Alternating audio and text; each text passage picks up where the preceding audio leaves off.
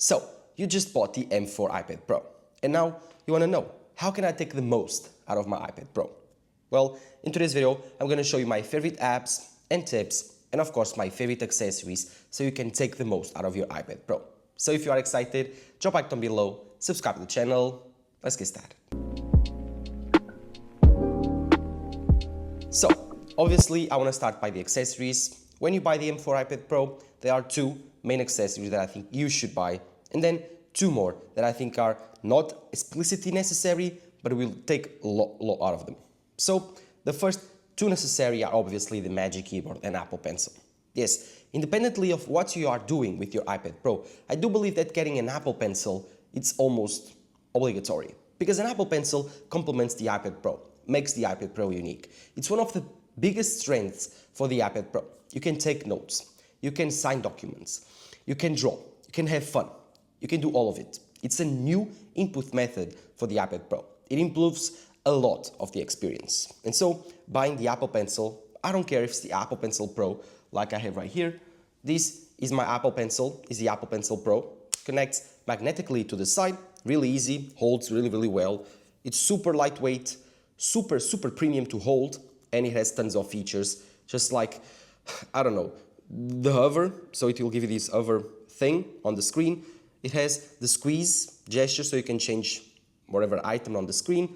You also have the double tap. So the Apple Pencil Pro is great, has several methods of input. It also has the pressure sensor, so you can decrease and increase the pressure on the screen. So to change the brush screen, it's almost like a real pencil for drawing, for painting, for designers. This is the best accessory for your iPad Pro. Of course, if this is too expensive, you also have the USB-C version. The USB-C version does not charge magnetically like this Apple Pencil. This one charges magnetically, so whenever you attach to your iPad Pro, it will start charging, while the USB-C version, you need to use the USB-C cable connected to your Apple Pencil.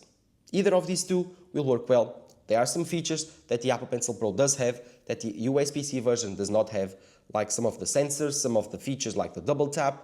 Other than that, these Apple Pencils are great accessories for your iPad Pro. They unlock a new complete world on the iPad Pro that I do believe is totally worth it to tap into buying an Apple Pencil Pro or the Apple Pencil USB-C.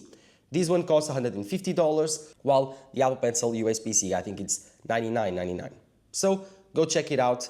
They are both incredible, and I do believe they are truly worth it. As for the second accessory, I do believe that the Magic Keyboard is also a great choice, because the Magic Keyboard unlocks another world on the iPad Pro. Gives you another level of productivity, another level of a computer. This is a tablet first, but whenever you buy a Magic Keyboard and attach to your iPad Pro, you simply get a computer. It's almost a MacBook replacement. I've done several videos talking about why the iPad Pro cannot be a MacBook replacement, but whenever you buy a Magic Keyboard, it gets really close. So if you want to make your iPad Pro closer to a Mac, then a Magic Keyboard is the perfect choice. Think with me. The Magic Keyboard gives you a keyboard for your iPad that attaches wirelessly. It also charges the iPad Pro wirelessly whenever you attach to it. You have one more USB-C port, so it gives you one more USB-C port. Has the trackpad that works actually really well, surprisingly well on iPadOS. So all of these features that the Magic Keyboard gives you unlocks a new possibility. The iPad Pro suddenly becomes something more than a tablet. And I do believe that the combo of the Magic Keyboard with the Apple Pencil brings a unique package to the M4 iPad Pro and older iPad Pros as well that can rival other types of computers like MacBooks. They cannot specifically replace it because iPadOS is so limited, but they can give you a different experience. And if that's something that you are looking for, buying an Apple Pencil and a Magic Keyboard is so necessary. So yes, Apple Pencil, Magic Keyboard, both accessories in my opinion are almost obligatory to buy for the M4 iPad Pro. Expensive? Yes. Necessary? Also yes. As for my favorite apps, well, these will be divided in several categories. First is productivity, and here I have two very important apps. The first app is GoodNotes 5 or 6. It does not matter whatever you have. The GoodNotes 6 has better updates, has newer features and compatibility with the Apple Pencil Pro, but it changed to a subscription model, which some people don't like. While GoodNotes 5 was a one-time purchase. It depends. I use GoodNotes 5. I've bought GoodNotes 5 and I love it. It's great. I use it on my M4 iPad Pro with my Apple Pencil. to take notes in university. I love to handwrite notes. I don't like to take notes on my laptop's keyboard. I don't like to use the Magic Keyboard for that. I love to hand notes. And GoodNotes 5 is totally worth it. There are so many features. First is, of course, the way that you organize your files. It's almost like a library. Really easy to organize it. You have folders. Inside of folders, you have your journals. And inside of your journals, you have whatever documents you want. So with all of these folders and file system, you can create a really complex library system with all of your subjects, all of your files for your subjects, and this will simplify a lot your note-taking experience. With this very thin device, you can have all of your journals, all of your books, all of your PDFs in very thin. So you only need this for your university course, or even your high school, does not matter. This is the perfect companion, I do believe. With the Apple Pencil Pro, and Apple Pencil, whatever, and GoodNotes 5, you can take the most out of note-taking. Of course, you have several brushes, you have highlights, you have the eraser, all of these cool features. You have like PDF insertion, you also have JPEG insertion, you can insert notes inside JPEGs. There are so many high-quality features that you can explore on GoodNotes 5. I do believe it's totally worth it. There's also AI, there's also more features, like you can search for words that the GoodNotes 5 will recognize, or GoodNotes 6 will also recognize on your handwriting, will transcribe it to normal text for the iPad, and then you can search it and it will index it on a search system. In terms of like, I want to search the word math, and then it will open up all of your journals that have math. This is super cool and it's totally worth it to get. GoodNotes 5, Notability is also a great option, but I do believe GoodNotes is simply better. The second productivity app is a well-known app. It's Google Drive. Yes, Google Drive, in my opinion, is the most efficient and easiest way to share files on the iPad Pro. Just like on the Mac, just like everywhere, Google Drive works really well. But I think the strongest suit of Google Drive on the iPad Pro is definitely the widgets, the interactive widgets. These are cool because it allows you to have on the tip of your fingers all of your files. You can instantly open them on Google Drive. And of course, it's really easy to share files. I think that most of you know Google Drive. It's one of my favorite apps on the iPad Pro and one of my most used ones. Yes, I use it to open up drives from the university, use it to share links, share videos, whatever. Google Drive is one of the best, not the best cloud systems out there, and I love it. So, GoodNotes 5, Google Drive, and the last one is Gladys. Gladys is the less known app of this video. Gladys is a drag and drop assistant, really easy to use. You just open Gladys, it will give you this type of clipboard on the side.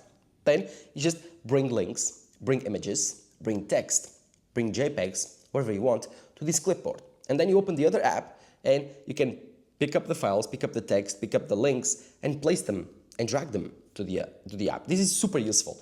This is like an opened clipboard. These are, I would say, a productivity app that is not 100% necessary, but I use it because I think it makes your workflow on the iPad Pro much easier to understand and much better. Simply, if you want to drag a JPEG, for example, from Safari to a note, instead of having both apps opened, you can have this interchangeable system where you bring the JPEG to Gladys, which will also keep it saved. It won't delete it for several weeks' time, so you can have things saved on Gladys for a long time. And yeah, I think it's a pretty cool system to have, to share links, to share images. Even if you want to create a Word document and you want to bring JPEGs, text from the internet, you want to collect any type of data system from a website, and then after that you want to go for your file system, instead of always opening up one and bringing the text and the images to the other, you simply put it all on Gladys, and whenever you want to use it, you bring it out. Gladys is a super powerful app. It's rated really highly on App Store, and I love it. And the best part is, it's free. So go check out Gladys, totally worth it. Then there's the camera and photography apps. My favorite two apps are simple. It's Adobe Lightroom, obviously, to edit my photos, and then the second less known app, it's Monitor Plus. As for Adobe Lightroom, well, simple. This is the best app for edit your photos. You can batch edit them. This is Adobe Lightroom. Everyone knows it, everyone uses it. It's perfect. You can edit your photos, you can apply LUTs, you can color correct it, you can deform them, transform them, whatever. It's the perfect editing app. The only issue is you need to have, of course, a subscription model.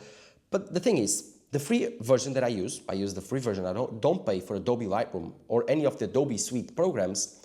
I use it the free version. And I think it's plenty enough for you to edit your photos and videos. And so it works really well. It's super powerful. It's easy to use. It's close to the desktop version, and so I like it. There's also, of course, the Photoshop version. The Photoshop version of Adobe is good. It's like 90% of the computer version. So if you want to pay for that, if you think that's worth it, get Adobe Photoshop for iPad Pro. It's super powerful. It does like 90 to 95% of the computer tasks, and you can do it on a very thin device. Super fast, super efficient. So Adobe Suite, especially Adobe Lightroom, which is free, or at least 80% free, and of course Adobe Photoshop, which is also super powerful, are two incredible apps for the iPad Pro. But the second app is Monitor Plus. And the Monitor Plus app is something that at the beginning I was like, is it interesting? But it became very interesting. If you have any type of Sony camera from the recent years, like 2-3 years from now on, I would say A7 IV, A6700, FX30, any of these cameras, type of cameras, ZV-1, ZV-10, you can use the Monitor Plus app as a monitor for your camera. And there are two versions. The free version, which allows you to use wireless connection, so you won't need to have any types of wires, you need to use Bluetooth and Wi-Fi to connect to your camera. It's 80% reliably, so 80% of the time it works, 20% of the time it does not work. But when it does, it's super powerful. It gives you this menu with all of the settings. You can adjust the ISO, the white balance, and you can adjust manual focus. You can start and record, you can take a photo, whatever. Super powerful, you can control your camera wirelessly via your iPad Pro. With this amazing OLED screen being a monitor for your camera, it's one of the best monitors you can buy out there. And if you have an iPad Pro already, it will be free. And then there's a second option, a one-time purchase that will allow you to use a wired connection, rack focus, do whatever you need, that will give you full control over your camera with an iPad Pro. This essentially will become a monitor for your camera. You don't need to buy any type of external monitor or Amazon. You don't. You simply use your incredible screen on the iPad Pro and it works perfectly. I use the free version. I never paid for this one-time purchase. Although I do believe it's a pretty good one-time purchase. Totally worth it in my opinion. But I never did it. And sometimes I need to use this to frame a shot, to frame a video, to take a thumbnail. Works really well. And I need simply to use an OLED display. One of the best displays out there on my M4 iPad Pro. Works really well. So go check out Monitor Plus. It's a small developer. It needs your support, so go check it out. You will love it. As for video editing apps, I have two that I like. Final Cut Pro is great. I like it a lot, and Apple has been improving it. This second generation one is even better. And now with Final Cut Pro camera for your iPhone, you can have a multicam system mounted wirelessly to your iPad and record podcasts, record multicam footage simply to your iPad, having several iPhones. This is super powerful. You also have almost all the desktop features on your iPad Pro. So essentially, Final Cut Pro is one of the best editing apps, nor the most powerful one. Of course, there are some limitations. You don't have plugins, and you don't have background multitasking. So you cannot be exporting a video and doing other stuff on your iPad Pro. But that's a limitation not of Final Cut Pro, but a limitation of iPadOS. Apple needs to work on this. It would make the Final Cut Pro app on the iPad Pro much better. There's also DaVinci Resolve. DaVinci Resolve is a super powerful app. Of course, if you do like DaVinci Resolve on desktop, DaVinci Resolve on the iPad Pro is much more complete and better, and I do believe it's the most powerful version of the video editing software. Not as simple as Final Cut Pro, not as efficient and easy, but the most powerful one. All the color grading tips, all the color grading menus, even the editing apps, it's all super powerful and strong on, of course, the iPad Pro. Of course, this DaVinci Resolve app is free. You have the paid version, which unlocks even more features, but the normal version is free, and so I do believe it's the best value one. The Final Cut Pro, I think it's the most easiest and the most efficient to use, and of course the most native experience, while the DaVinci Resolve app is simply the most powerful and it's free. You have even more powerful tools, just like on desktop with DaVinci Resolve, but it's DaVinci Resolve Studio, which is paid. If you don't want that, but it's actually one-time purchase, you simply use the free version. It's super powerful.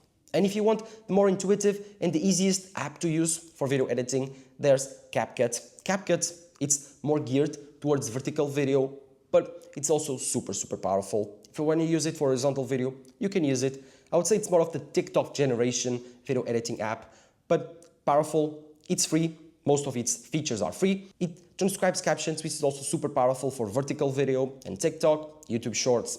So yes, I think that CapCut, DaVinci Resolve, and of course, Final Cut Pro. All of these three apps will be well served Final Cut Pro is a subscription-based model, so most of you will probably like it, but I do believe it's the best experience on iPad Pro. DaVinci Resolve is the most powerful, and it's also free. And CapCut, it's the easiest to use, but it's also free. And of course, it's more geared towards a vertical video editing app. So yes, all of these three, they are a great option. And finally, for gaming, well, I don't game a lot on my M4 iPad Pro, but there are some cool games that I've played over the years. Clash of Clans, Real Racing 3, both of these games are super nostalgic, they are really good looking, and you can play them really well on the M4 iPad Pro. Real Racing is a car games app. It's racing cars, they look incredible, the graphics look incredible. You can notice it's a bit old, it's from 2014 if I'm not wrong, but it's super cool to play on the M4 iPad Pro.